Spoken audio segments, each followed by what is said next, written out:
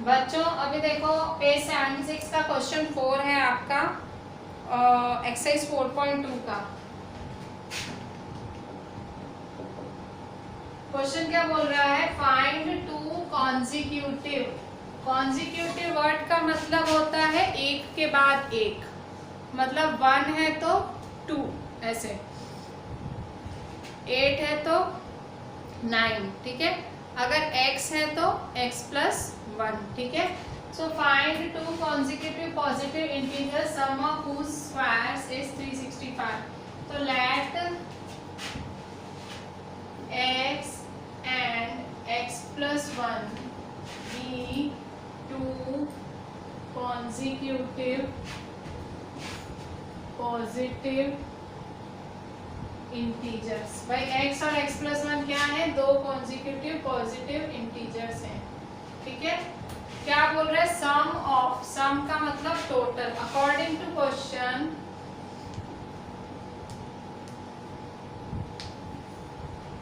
सम का मतलब क्या होता है, plus. Sum of whose square, whose square तो इसका स्क्वायर और इसका स्क्वायर, तो x square plus x plus 1 square. Sum of whose square,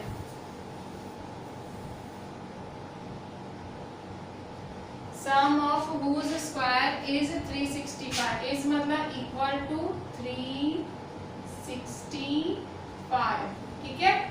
अच्छा, अभी ये जो x प्लस 1 का होल स्क्वायर है, इसका फॉर्मूला क्या होता है, इसका फॉर्मूला आप स्टैंडर्ड 9th में पढ़ के आए हो। क्या होता है, x plus y the whole square is equal to x square plus 2xy plus y square, ठीक है। X square plus 2xy plus y square. तो therefore x square, x plus 1 का होल स्क्वायर क्या होगा, x square plus 2xy plus y square is equal to 365, ठीक है। Therefore x square plus x square क्या होगा, एक्स स्क्वायर प्लस 2x जा 2x plus 1 का स्क्वायर 1 इज इक्वल टू 365, ठीक है। अच्छा, अब यहाँ देखो x square plus x square, 1x square plus 1x square, x square के कोफिशिएंट में कुछ भी नहीं है, तो एक्स स्क्वायर का कोफिशिएंट कुछ भी नहीं, मतलब 1 हुआ। तो 1x square plus 1x square क्या होगा, 2x स्क्वायर, ठीक है, 2x स्क्वायर, ठीक है, प्लस 2x प्लस 1 3x 365 इधर आएगा तो minus 365,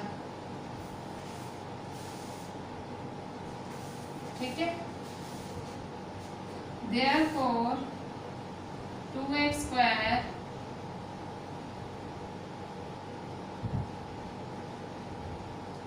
plus 2x plus minus minus 365 में से 1 गए तो 364, साइन किसकी आएगी, बड़े की, माइनस इज इक्वल टू 0।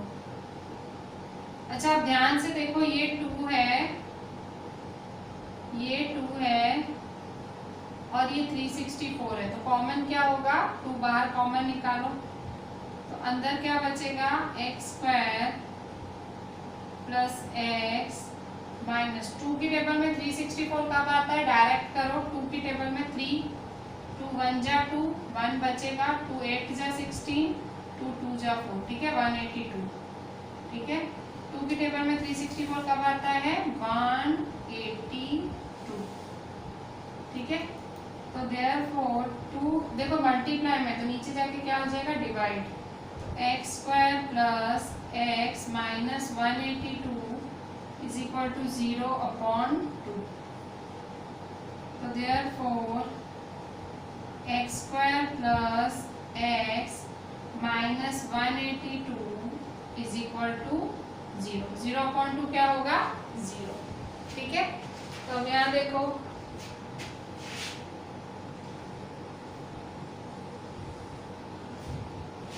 अच्छा यहाँ देखो अब 182 के ऐसे दो पार्ट्स करो कि आपको 1 मिले। मुझे आइडिया नहीं है 182 के कैसे पार्ट्स करूं, तो मैं क्या करूंगी भाई 182 की ऐसी स्प्लिटिंग करो कि 1 मिले प्लस या माइनस। तो मुझे नहीं आइडिया है तो मैं क्या करूंगी, मैं करूंगी फैक्टर्स, ठीक है। 182 के फैक्टर्स निकाल लेती हूँ। मैं फिर से बोलती हूँ अगर आपको स्प्लिटिंग या फैक्टराइजेशन मेथड नहीं आता है तो quadratic formula is the best method. वो क्वाड्रेटिक फॉर्मूला की फॉर्मूला लगा दो, x is equal to minus B plus minus root B square minus 4ac upon 2a, formula value answer, ठीक है। अच्छा अब यहाँ देखो मैं स्प्लिटिंग कर रही हूँ, 2 9 जा 18, 2 1 जा 2, 7 1 जा 7, 7 3 जा 21, 13 1 जा, ठीक है। तो क्या करना है मुझे 1 लाना है, ठीक है। तो देखो 7 2 जा 14 और 13 मतलब 14 13 जा 182, ठीक है। तो ये स्प्लिटिंग करती हूँ मैं, तो x square plus x minus 182 is equal to 0, therefore x square 14 13 जा, ठीक है। तो 14x minus 13x minus 182 is equal to 0, ठीक है। अब पेयरिंग करो इसकी और इसकी, x कॉमन निकाला तो अंदर x प्लस 14 और यहाँ माइनस 13 कॉमन निकाला, माइनस 13 तो अंदर x प्लस 13 1 जा 13, 13 4 जा 52, ठीक है। तो देयरफॉर x प्लस 14 और x माइनस 13, तो देयरफॉर x प्लस 14 0 के बराबर और x माइनस 13 0 के बराबर, therefore x is equal to 0 minus 14, तो x क्या होगा माइनस 14 और यहाँ x is equal to 0 plus 13, x क्या होगा 13। तो देखो यहाँ इसने क्वेश्चन में क्लियर पूछा है, बोला है पॉजिटिव, तो पॉजिटिव वर्ड बोला है तो ये नॉट पॉसिबल होगा। ये नेगेटिव वाला आंसर क्या है नॉट पॉसिबल, ठीक है। तो x इज इक्वल टू 13 है, तो x इज इक्वल टू 13 है तो मतलब x is equal to 13 possible है। तो हमें क्या फाइंड करने हैं 2 कॉन्जिक्यूटिव, तो एक x है और दूसरा क्या है x प्लस 1, ठीक है। तो x प्लस 1 तो x तो निकल गया, x is equal to 13, then x plus 1 is equal to 13 plus 1 is equal to 14। So final answer क्या लिखेंगे 13 एंड 14 आर 2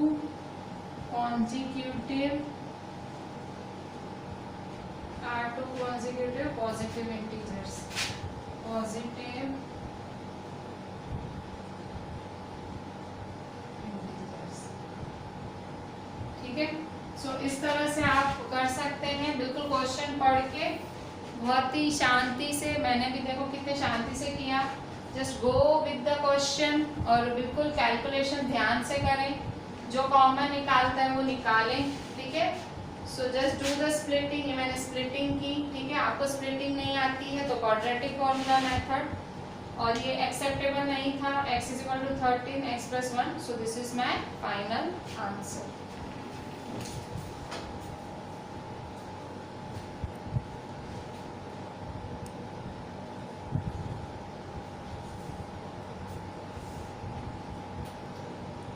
बच्चों क्वेश्चन देखें फिफ्थ आपके एक्सरसाइज 4.2 पेज 76 का। The altitude of a right triangle is, triangle कैसा है right है, right triangle ऐसे ड्रॉ होता है, ठीक है। राइट ट्रायंगल ऐसे ड्रॉ होता है, ठीक है, 90 डिग्री वाला triangle right triangle. The altitude of a right triangle is 7 centimeter less than its base. देखो ये जो होता है इसे बेस कहते हैं, और ये जो होता है स्टैंडिंग लाइन इसे एल्टीट्यूड कहते हैं।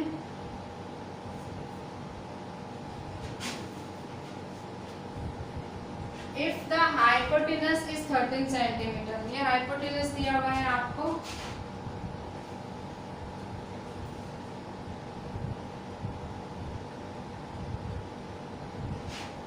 हाइपोटेनस 13 सेंटीमीटर है, ठीक है। अच्छा, हाइपोटेनस 13 सेंटीमीटर, आपको पता ही होगा अगर ऐसा कोई ट्रायंगल है, ठीक है, ये ए बी सी, मैं नाम दे देती हूँ, आपको पता ही होगा कि ऐसे ट्रायंगल होता है तो जो राइट एंगल के सामने होता है उसे हाइपोटेनस कहते हैं, ये इसे एल्टीट्यूड कहते हैं, इसे बेस कहते हैं, ठीक है। अच्छा, अब क्या करना है, सपोजिशन स्टार्ट लूंगी मैं। तो supposition the altitude of a right triangle is 7 centimetre less than it's base. तो जो पीछे लिखा हुआ है ना उसको x सपोज करो। Answer, let the base of a right triangle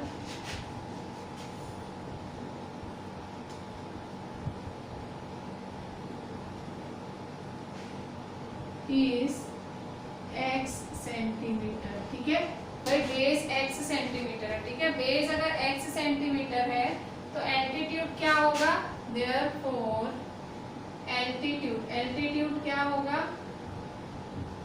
is मतलब इक्वल टू 7 सेंटीमीटर लेस मतलब -7, किससे लेस है 7 सेंटीमीटर, 7 सेंटीमीटर लेस मतलब -7, किससे 7 लेस है, 7 centimetre less than it's base, base क्या है x, तो x - 7, ठीक है, x - 7, ठीक है। If the hypotenuse is 13, hypotenuse क्या बोल रहा है 13,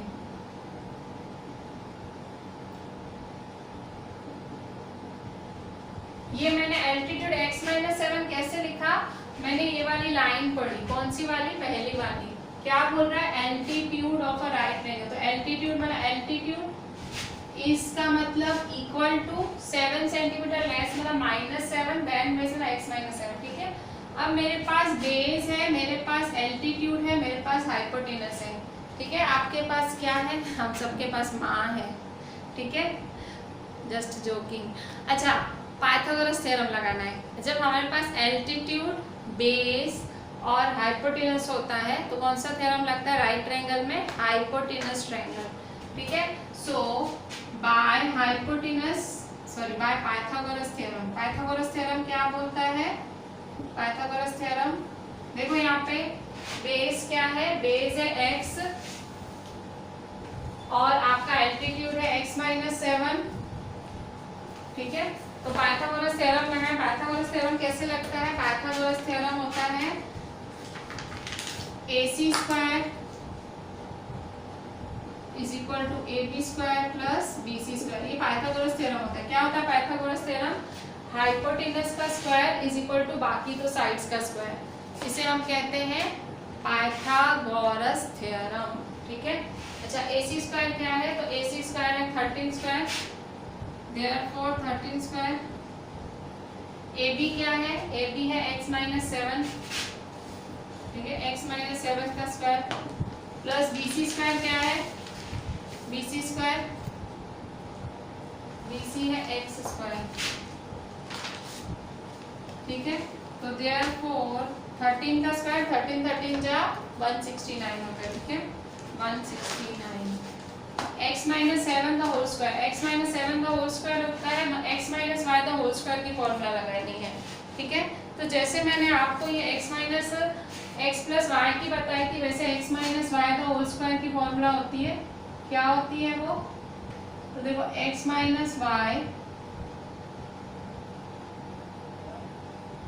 x² - 2xy, ठीक है, x - y का whole square is equal x² - 2xy plus y², ठीक है, x² - 2xy प्लस y², तो x² - 2xy प्लस x², ठीक है। देखो मैंने फॉर्मूला लगाई x square minus 2xy plus y square. तो ये x है, ये x है, ये 7 है, ये 7 है, ठीक है, प्लस एक्स स्क्वायर, ठीक है, प्लस एक्स स्क्वायर, ठीक है। तो therefore 169 is equal to x का स्क्वायर माइनस 2 7 जा 14x प्लस 7 का स्क्वायर 7 7 जा 49 प्लस एक्स स्क्वायर, ठीक है।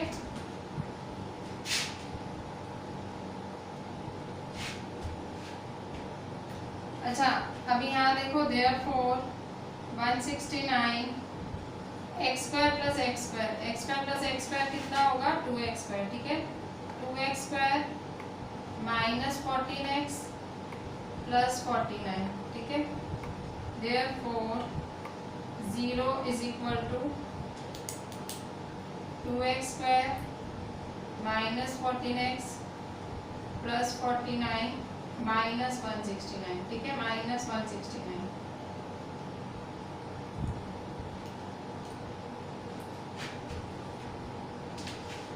माइनस प्लस 49 माइनस 169 प्लस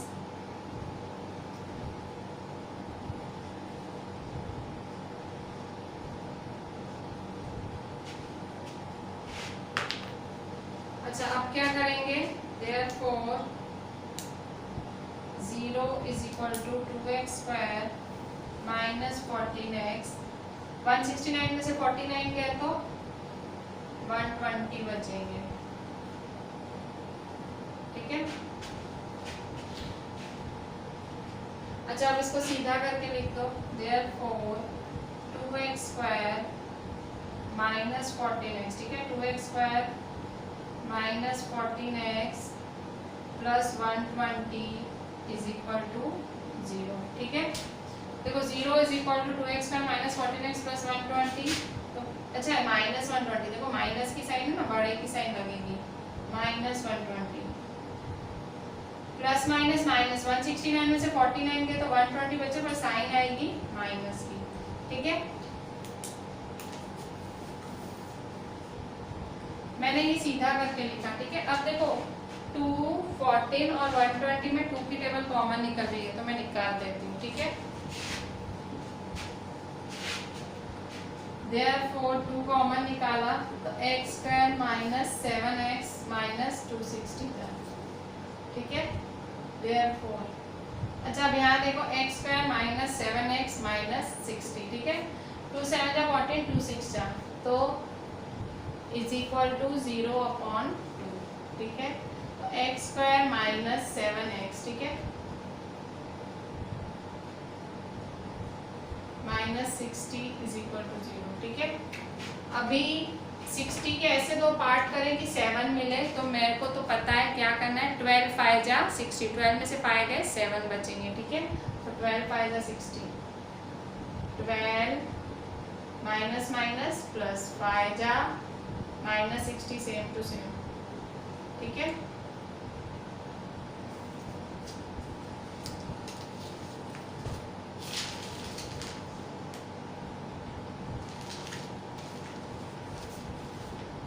अच्छा आप क्या करेंगे, पेयरिंग करें, देयरफॉर इसकी और इसकी पेयरिंग करें, x माइनस 12 प्लस 5 की कॉमन निकालेंगे तो अंदर क्या बचेगी x, 5 1 जा 5 5 2 जा 10 0, therefore x minus 12 x plus 5 is equal to 0, ठीक है।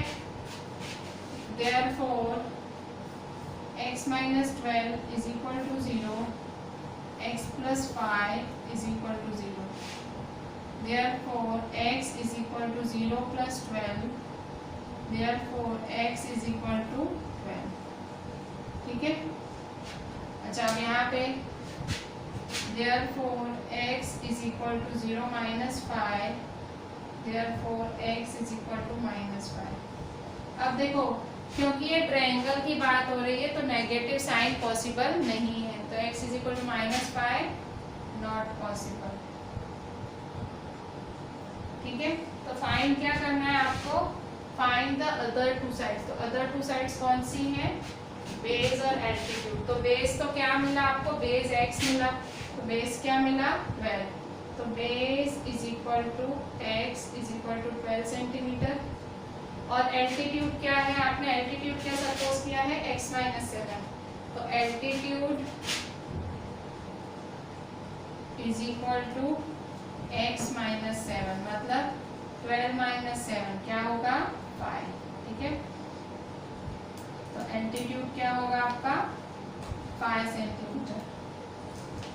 ठीक है, तो base and altitude are, therefore base is 12 centimeter and altitude is 5 centimeter। ठीक है, इस तरह से बेस एंड एल्टीट्यूड आए। ठीक है, तो मतलब सिंपल आपने इसमें पाइथागोरस थ्योरम यूज किया। पहले तो सपोजिशन, जब x और x माइनस 7 की सपोजिशन की थी, वो सपोजिशन देखो किस तरह से की। क्वेश्चन बहुत ध्यान से पढ़ने का। ठीक है, क्वेश्चन क्या बोल रहा है? राइट ट्रायंगल, तो राइट ट्रायंगल पाइथागोरस थ्योरम का कॉन्सेप्ट पता है, राइट ट्रायंगल होता है तो पाइथागोरस थ्योरम लगता है, आपने लगाया। ठीक है, फिर AC हाइपोटेनस है AD। ठीक है, फिर यहाँ आइडेंटिटी लगी। ठीक है, बहुत ही स्टेप वाइज गई हूँ। Just see this video once twice, all your confusions will be clear.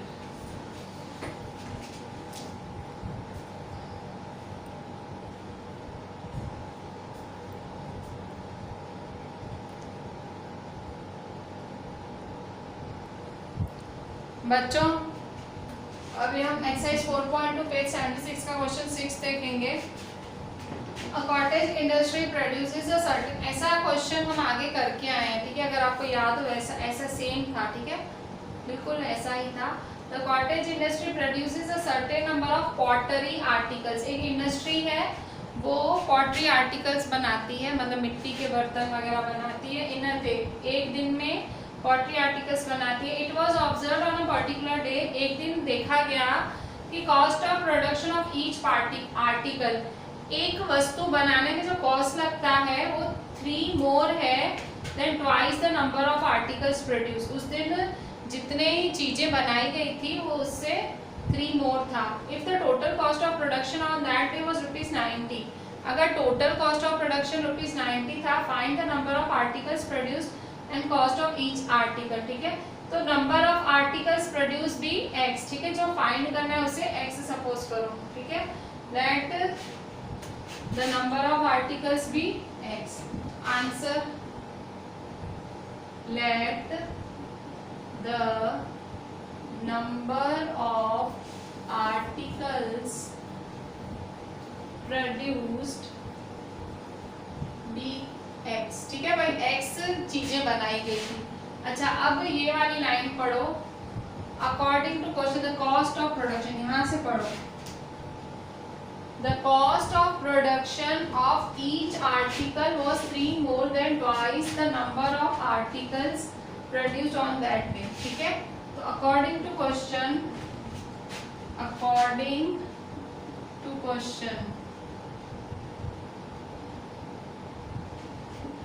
according to question the cost of production of each article, तो cost of production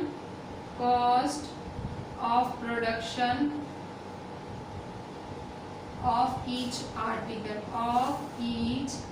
article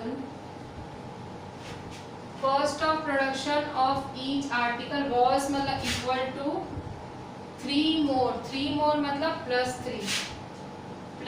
3 twice the number of articles articles कितने x, तो twice the number of articles मतलब 2x plus 3, twice the number of articles मतलब 2 multiply x plus 3। ठीक है, क्या बोल रहा है? 3 more। ठीक है, तो ये आया। अच्छा, अब क्या बोल रहा है? If the total cost of production on that day was ₹90, उस दिन पूरा जो कॉस्ट था वो 90 आया होगा, तो बताओ नंबर ऑफ आर्टिकल्स कितने और कॉस्ट ऑफ ईच आर्टिकल कितना। अच्छा, तो देखो कभी भी टोटल जब हमें मिलता है, जैसे मैंने 2 रुपए का मैंने 2 रुपए का एक डेयरी मिल्क खरीदा और टोटल कितने खरीदे हैं 5, तो टोटल कॉस्ट क्या होगी 2 5 जा 10। हम मल्टीप्लाई करते हैं ना, तो टोटल कॉस्ट के लिए क्या करेंगे, दोनों को मल्टीप्लाई। ठीक है, सो अकॉर्डिंग टू क्वेश्चन, मतलब ये आर्टिकल्स और ये उसकी कॉस्ट, तो is equal to total cost. According to question x 2x plus 3 is equal to 90। ठीक है, 90 है ना, therefore x 2x जा 2x स्क्वायर प्लस x 3 जा 3x is equal to 90। therefore 90 उठा के इधर ले तो माइनस 90। ठीक है, 2x square plus 3x minus 90 is equal to 0। अच्छा, 290 जा 180, 180 के ऐसे दो भाग करो कि 3 मिले, 180 के ऐसे दो भाग करो कि 3 मिले, तो कैसे करोगे, फैक्टर्स निकाल के देखते हैं। 2 9 जा 245 जा 315 जा 3 5 जा 5 1 जा। ठीक है, तो कैसे करेंगे, आपको 3 चाहिए तो कैसे लाएंगे, 5 3 जा 15, 2 2 जा 4 3 जा 12, तो 15 12 जा। ठीक है, 15 5 3 जा 15, 3 2 जा 6 2 जा 12, तो 15 12 जा। ठीक है, तो therefore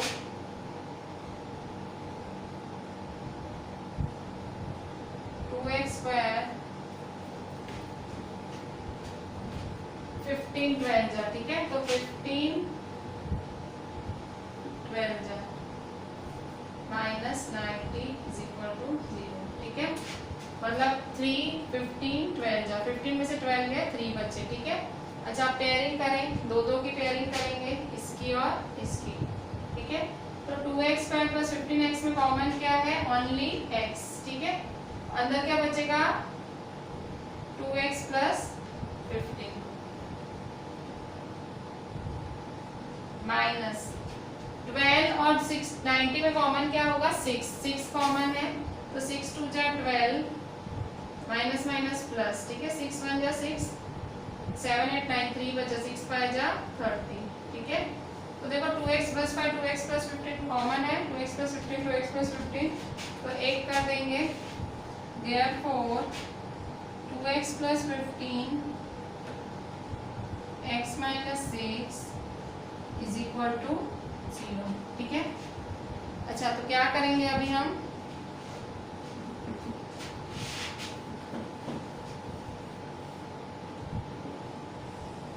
तो देखो therefore 2x plus 15 is equal to 0 और x minus 6 is equal to 0। ठीक है, तो therefore 2x is equal to 0 minus 15।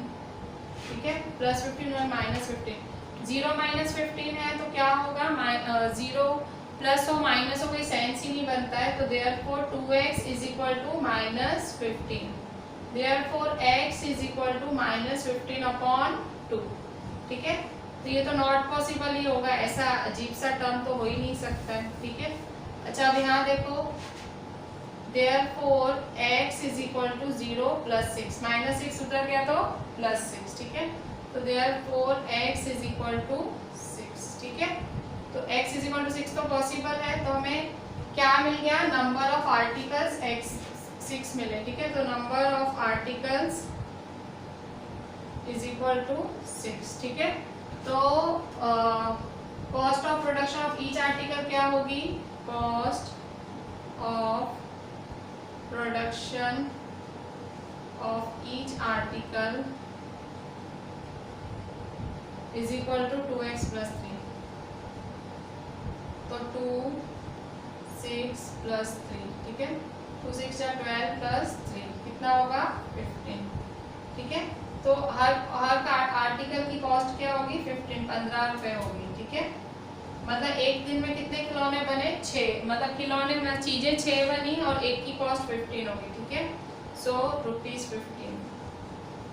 ठीक है, फाइनल आंसर स्टेटमेंट में लिखना है तो लिखो answer number of articles produced is 6 and cost of production of each article is rupees 15. Cost of production of each article is rupees 50. ठीक है,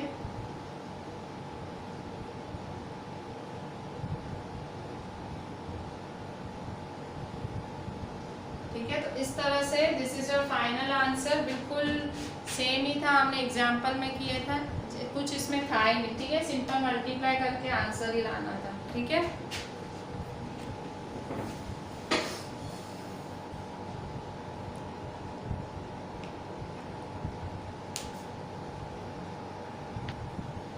बच्चों page number 84 example 11। Find two consecutive odd positive integers sum of whose squares is 290। ठीक है, ये वाला सम पहले आ चुका है। अब क्या डिफरेंट है सम में, ये ऑड वर्ड डिफरेंट है, ऑड। ठीक है, ऑड का मतलब क्या होता है, ऑड होता है 1 3 5 7। ठीक है, अच्छा, find two consecutive odd positive integers, दो कॉन्जिक्यूटिव ऑड पॉजिटिव इंटीजर्स है। तो answer let the two consecutive odd positive integers be. Two positive odd positive integers x होगा, एक तो x होगा। ठीक है, एक x होगा, तो दूसरा क्या होगा, अगर एक x है ऑड इंटीजर, अगर एक x है तो दूसरा क्या होगा। तो अब देखो वो थोड़ा आपको वो जो दूसरा सपोज करना है वो थोड़ा सोचना पड़ेगा, क्योंकि यहाँ ऑड वर्ड आया है, ऑड। ठीक है, तो अगर मैं x को 1 मानती हूँ, अगर मैं x को 1 मानती हूँ तो मेरा नेक्स्ट पॉजिटिव इंटीजर क्या होगा, ऑड 3। ठीक है, तो कितना बड़ा, 1 से 3 कितना बड़ा, 2, मतलब मेरा x प्लस 2 होगा। ठीक है, अगर मैं x को 1 मानती हूँ तो 1 प्लस 2 3, मतलब मेरा दूसरा क्या होगा, x प्लस 2। तो दूसरा मेरा क्या है, x प्लस 2। ठीक है, मैंने आपको ये सम स्पेशली इसीलिए कराया। पहले मैंने कॉन्जिक्यूटिव पॉजिटिव इंटीजर्स वाला सम कराया था, तो उसमें हमने सपोज किया था x और x प्लस 1। ठीक है, पर क्योंकि हमने यहाँ पे ऑड सपोज किया है, ऑड। ठीक है, सो हमारा जो सपोजिशन है वो x और x प्लस 2 होगा। स्पेशली यही बताने के लिए आई हैव टेकन दिस सम। ठीक है, so just moving ahead with the question, जैसे पूछ रहा है वैसा करें according to question.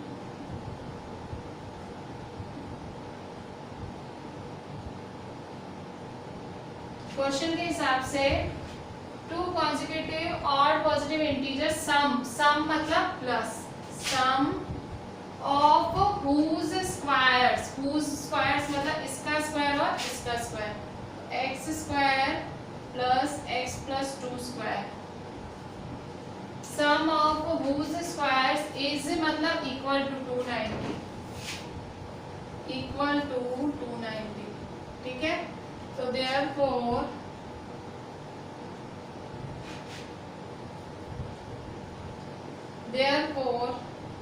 x square plus, देखो a plus b the whole square, x plus y the whole square है ना, x plus y the whole square. x plus y the whole square क्या होता है, फिर से x plus y the whole square, x square plus 2xy plus y square. ठीक है, x square plus 2xy plus y square. ठीक है, x है, x है 2 2। ठीक है,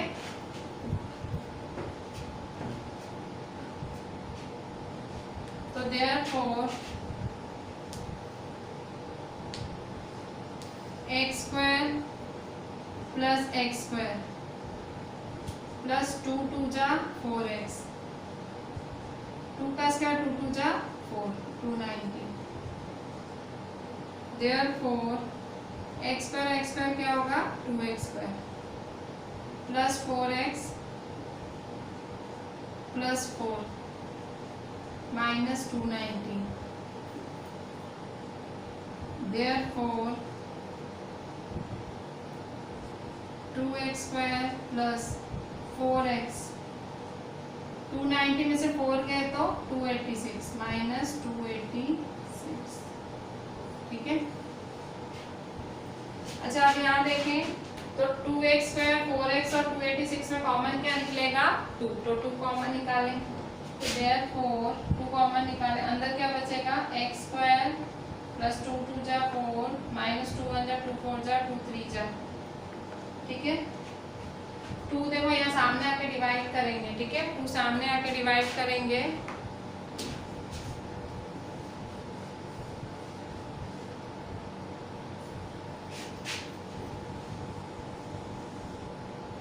therefore x square plus 2x minus 143 is equal to 0/2।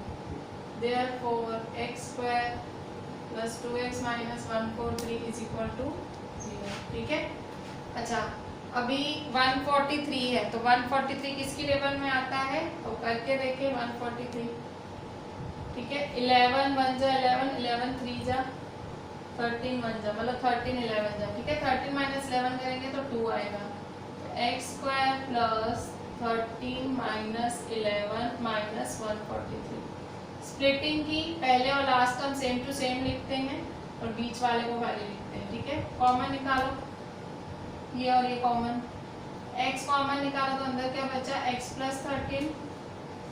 ठीक है, और माइनस 11 कॉमन निकाला, माइनस 11 कॉमन निकालो तो अंदर क्या बचेगा x प्लस 11 1 जा 11 11 3 जा 33। ठीक है, x plus 13 x minus 11 is equal to 0। ठीक है,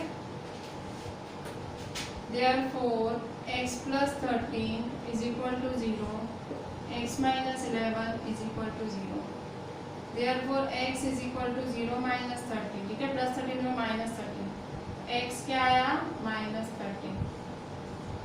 ठीक है, x है माइनस 13। ठीक है, अच्छा माइनस 11 उधर जाएगा तो प्लस 11। ठीक है, तो therefore x is equal to 0 plus 11। therefore x is equal to 11। ठीक है, तो ये है नॉट पॉसिबल। ठीक है, और x is equal to 11 है। ठीक है, तो x is equal to 11 है देखो, और तो x 11 आया ना तो बस वैल्यू डाल दो। सो x is equal to 11 और x plus 1 कितना होगा, सॉरी x plus 2 सपोज किया था ना, x plus 2 तो 11 plus 2 कितना होगा 13। तो क्या लिखोगे therefore 11 and 13 are two consecutive positive integers, are two consecutive positive integers। ठीक है,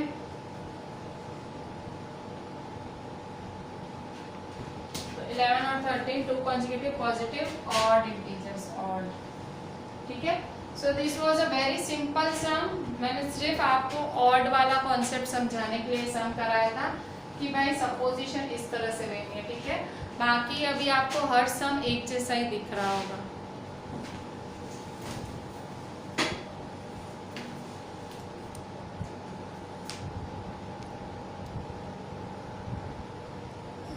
बच्चों अभी यहाँ देखो हम स्टार्ट ले रहे हैं हमारा एग्जाम्पल 12। ठीक है, एग्जाम्पल 12 है पेज 84 पे। आपका इम्पोर्टेंट क्वेश्चन है और बहुत ज़्यादा लेंदी भी, मेरे को लिखने में पूरे 7 मिनट लगे 7 मिनट क्वेश्चन। ठीक है, देखिए यहाँ पे example 12, a rectangular park is to be designed whose breadth is 3 metre less than its length. ठीक है, अच्छा एक रेक्टेंगुलर पार्क को डिजाइन करना है। रेक्टेंगुलर पार्क की शेप कैसे होगी, तो देखो रेक्टेंगुलर पार्क कुछ ऐसा होगा।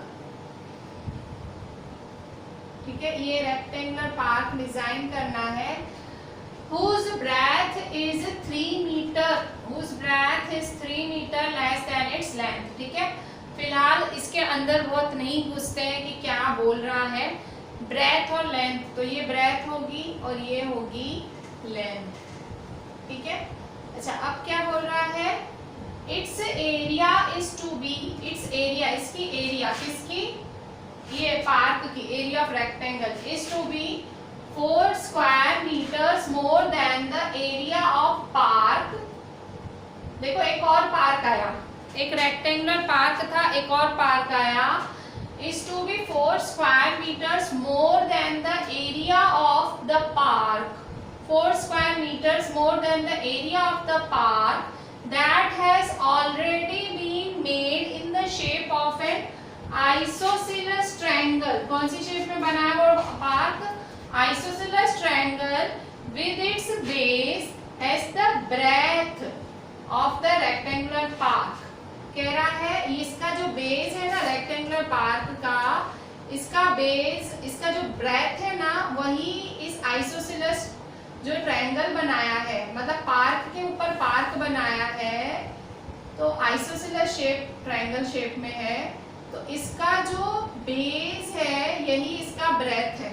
ठीक है, तो of the rectangle and of altitude 12 metre, और इसका एल्टीट्यूड कितना है, इस आइसोसेलेस ट्रायंगल का एल्टीट्यूड है 12 मीटर, 12 मीटर एल्टीट्यूड। ठीक है, find its length and breadth. ठीक है, लेंथ भी फाइंड करनी है, ब्रेथ भी फाइंड करनी है। अच्छा अब क्या करना है आपको, देखें अब कुछ सपोजिशन करना है। पहले जो ये वाली लाइन लिखी हुई है इसको सपोज करना है। देखो whose breadth is 3 meter length। ठीक है, अच्छा मतलब आपको लेंथ और ब्रेथ सपोज करनी है।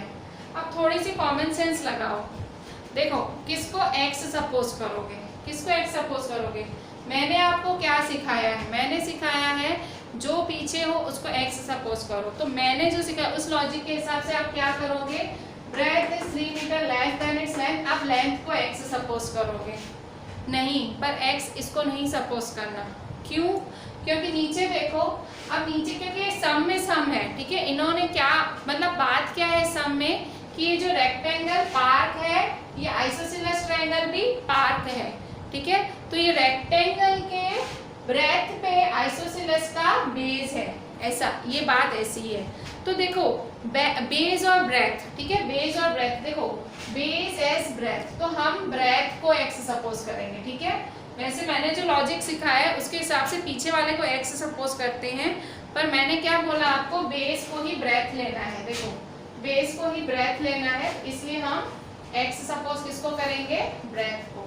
ठीक है, तो answer let breadth of rectangle be x metre. ठीक है, अगर ब्रेथ x मीटर है, ब्रेथ x मीटर है, तो लेंथ क्या होगी, ये वाली लाइन पढ़ो, breadth is 3 metre less than its length, ये वाली लाइन पढ़ो, ब्रेथ इज मतलब according to question, breadth is मतलब ब्रेथ क्या है x, तो x इज मतलब equal to, breadth is 3 metre less, 3 metre less मतलब -3, किससे लेस है, देन इट्स लेंथ, लेंथ से लेस है, तो लेंथ क्या होगी, -3 इधर ले जाओ तो +3, x माइनस इधर है तो +3 इज इक्वल टू लेंथ, तो therefore L is equal to x + 3, इसका मतलब लेंथ क्या हुई, x + 3। ठीक है, सपोजिशन हुआ है, अभी तक तो क्या हुआ है, सपोजिशन। देखो आपने क्या फाइंड किया, आपने पहले ब्रेथ को x सपोज किया। ठीक है, ब्रेथ को x सपोज किया और लेंथ को x + 3, कैसे, तो ये वाली लाइन पढ़ के। ठीक है, अब दूसरी लाइन पे आओ, its area is to be 4, area किसकी एरिया, इस रेक्टेंगल की एरिया, एरिया ऑफ रेक्टेंगल का फॉर्मूला क्या होता है, लेंथ इनटू ब्रेथ। क्या बोला है, इट्स एरिया, एरिया मतलब length into breadth, is to be 4 square meter more than the area of park that has been already been made in the shape of an isosceles triangle with its base as the breadth।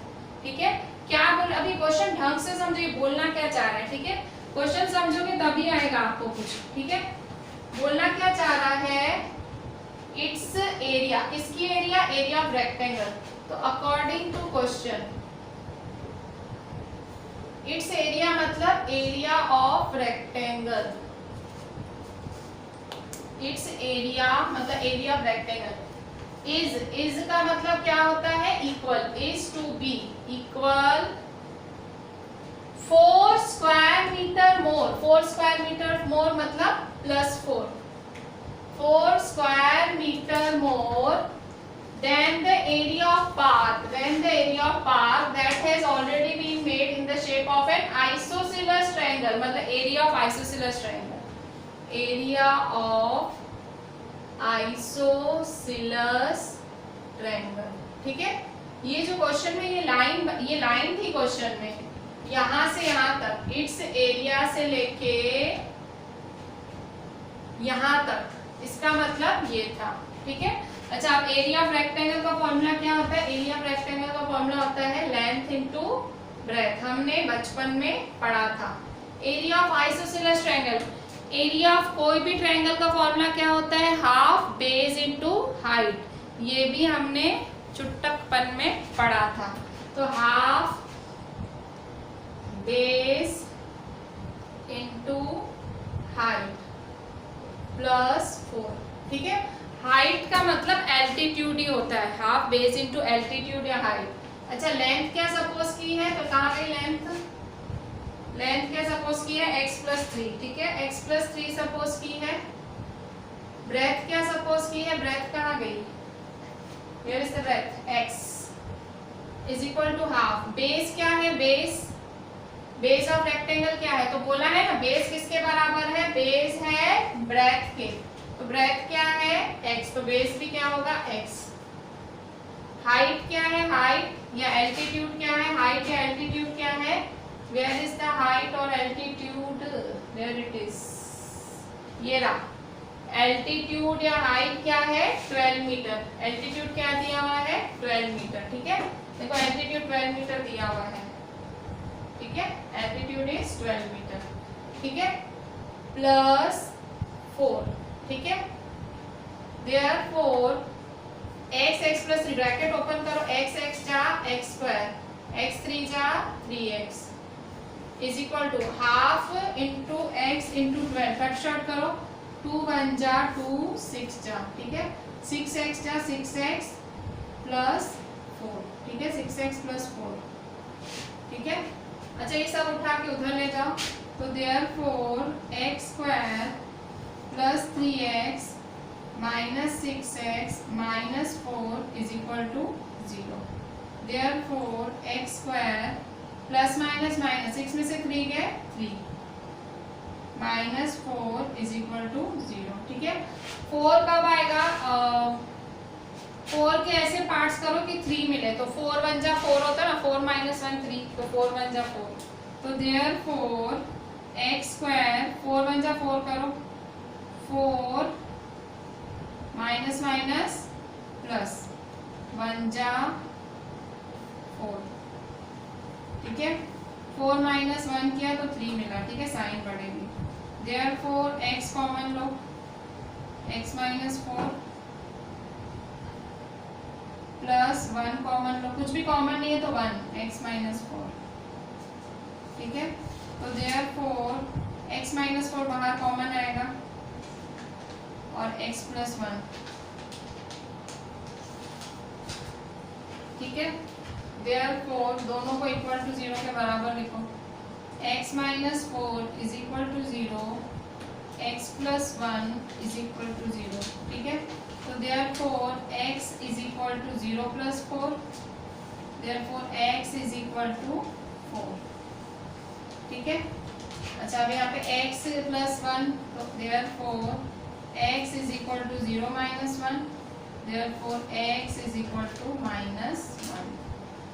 पर कभी base, ये x किसको suppose किया था हमने, breath को, तो कभी ब्रेथ नेगेटिव हो सकती है, तो -1 नॉट पॉसिबल, -1 क्या होगा, नॉट पॉसिबल। ठीक है, तो क्या लिखेंगे, x इज इक्वल टू 4 ही हमारी ब्रेथ है, तो ये ब्रेथ आ गई हमारी। ठीक है, मैं फाइनल कहाँ लिख रही हूँ, मैं फाइनल यहाँ लिख रही हूँ, ठीक है, लास्ट, ठीक है। तो x इज इक्वल टू 4 मतलब क्या हुआ, breadth is equal to 4 metre, ठीक है। तो लेंथ क्या है, लेंथ क्या सपोज की थी, लेंथ हमने सपोज की थी x प्लस 3, ठीक है। तो length is equal to x plus 3, तो is equal to 4 plus 3 is equal to 7 meter. Length क्या है, 7 मीटर, ठीक है। देयरफॉर बस find its length and breadth, तो length is 7 meter and breadth is 4 metre, ठीक है। सो इस तरह से ये सम था, सिंपल क्वेश्चन, इतना बड़ा, ठीक है।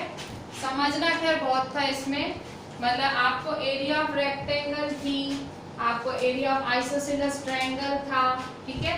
तो वो कनेक्शन बिठाना था आपको कि उसके ऊपर ही है, इसका ब्रेथ इसका बेस है, ठीक है। एल्टीट्यूड का मतलब हाइट होता है, ठीक है। तो लेंथ क्या सपोज करनी है, तो ब्रेथ को x सपोज किया तो लेंथ होगी x प्लस 3, ठीक है। अगर ब्रेथ x है, ठीक है, तो लेंथ क्या होगी x प्लस 3, ठीक है। ब्रेथ x है तो लेंथ क्या होगी x प्लस 3, ठीक है। सो ये x है, आपको पता है रेक्टेंगल में ऑपोजिट साइड्स क्या होते हैं, इक्वल, ये x है तो ये भी क्या होगा x, ठीक है। तो ये x, ये 12, ठीक है। सो इस तरह से हमने, और ये खास अकॉर्डिंग टू क्वेश्चन, ये वाली चीज हमने, ये वाली खास चीज देखो कैसे की, ठीक है। According to question area of rectangle जो area of isosceles triangle plus 4, ठीक है। Area of rectangle l into b, area of half base into height या बेस इंटू एल्टीट्यूड प्लस 4, ठीक है। x plus 3 x half x 12, ठीक है। 2 1 जा 2 6 जा, ठीक है। x square plus 3x is equal to 6x plus 4, उधर ले आएंगे माइनस होगा and simple x is equal to 4। फिर यहाँ मैंने किया, फिर यहाँ ब्रेथ 4 मीटर है तो लेंथ 7 मीटर, ठीक है। So length is 7 metre, breadth is 4 metre, ठीक है। So here we are ending our today's lecture. Homework वही सारा क्लास वर्क बहुत अच्छे से करना, वीडियो लेक्चर देखते देखते, and homework try to do it by yourself, ठीक है। मतलब आप खुद से कर पाओगे तो लगेगा कि हाँ आपकी बुद्धि में कुछ गया, ठीक है। So please do the homework by yourself and class work बिल्कुल एकदम शांति से टेक्स्ट बाजू में रख के सीधा वीडियो लेक्चर एंड आप पूरा बहुत अच्छे से करें, ठीक है। चलें, थैंक यू।